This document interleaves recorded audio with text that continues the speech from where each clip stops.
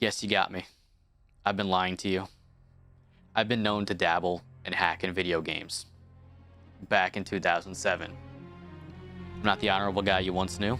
I know. I'm not asking for your sympathy. I've made a severe and continuous lapse in my judgment, and I don't expect to be forgiven. Let me explain. The most evil cheat code I've ever encountered. Hey, post-Luch here. I just wanted to... I realized I didn't put what game it was. It was for Animal Crossing Wild World for the DS. Enjoy the video. Something that would brick your entire game. Complete waste of money. Let me preface though. I've never used this cheat. I had the code. I've just never had the balls to use it on someone before. But there were two sides. There was the Venom and the anti-Venom. Before I tell you guys how this worked, let's go back into the early days of the internet. Way back before you could inject your cheats into your game or have a memory card, you had what's called an action replay.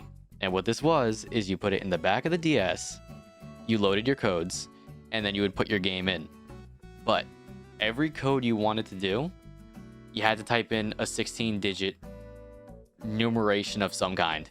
So if you wanted an item, it was 16 digits, and then 16 digits, and then 16 digits, and then 16 digits.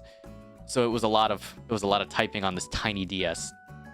If you were anything like me, you had a marble notebook and you wrote down every single code for the game. And if you needed something, you would go straight to that code, you would put it in, and you would boot it. And you had to get all that done before your grandma kicked you off the computer. Because back then, you had to pay for the amount of time you were on the internet. Which reminds me, the newer versions of the game were patched, so you had to get an old version of Animal Crossing, not the new one, to allow it to work with the cheat. So what I did was I went to GameStop and I asked for to see the used ones that they had to see if it had the old number on it, and then I tried to switch it and that didn't really work out too well. And then the guy told me that I had to wait for my mom to come back to get the game. But what I did was I smudged the back, so he didn't know which was the old and the new, so I wound up getting the old one that way, which is pretty cool. So I got really lucky. If you're enjoying the video, please be sure to like and subscribe, and let me know in the comments what is your favorite OG game that you put a ton of hours into. Back to the topic at hand, not every cheat was readily available, but there was one cheat lurking in the darkness. In 2007, young Luch joined the website Action Replay World.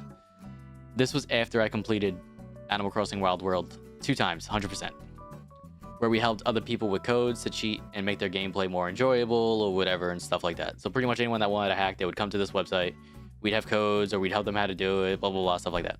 Going through the ranks of this forum, I had spoken to the website owner multiple times, and someone had posted about a cheat that changes everything. At the time, I asked the owner about the cheat, and he said it was too dangerous, and you had to learn to trust me first. So over time, I went from a regular user to a moderator to an admin. Thinking this was enough, putting so much time and effort into their website, I reopened that conversation. To which I must have earned enough Reddit karma or whatever the karma was back then for him to open up to me about this cheat.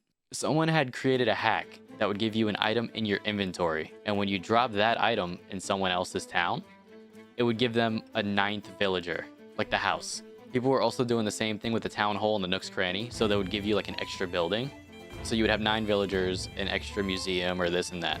So after one of your friends visited your town, hung around, dropped one of these seeds, and left, it would be saved on your town. And the moment you logged off or turned your game off, it would brick and you couldn't play. People that did this were called seeders. The only thing you can do in a situation like this is call someone who you knew had action replay, and then they could take the seed out, or you would have to buy your own action replay and then put a code in, and it would delete like whatever the extra item was, and then you could play your game again. Otherwise, your game was bricked and you were completely screwed. I couldn't imagine completely bricking anyone's game for whatever reason, but you know, if there's something bad, someone will always do it.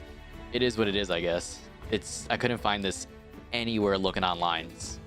I found a couple people that got like seeded, but nobody like really talking about the ins and the outs of it. So I figured I'll give a little bit of context to what I consider one of the most evilest hacks in video gaming history. I hope you all enjoyed, and until next time. Shot, do not miss a chance.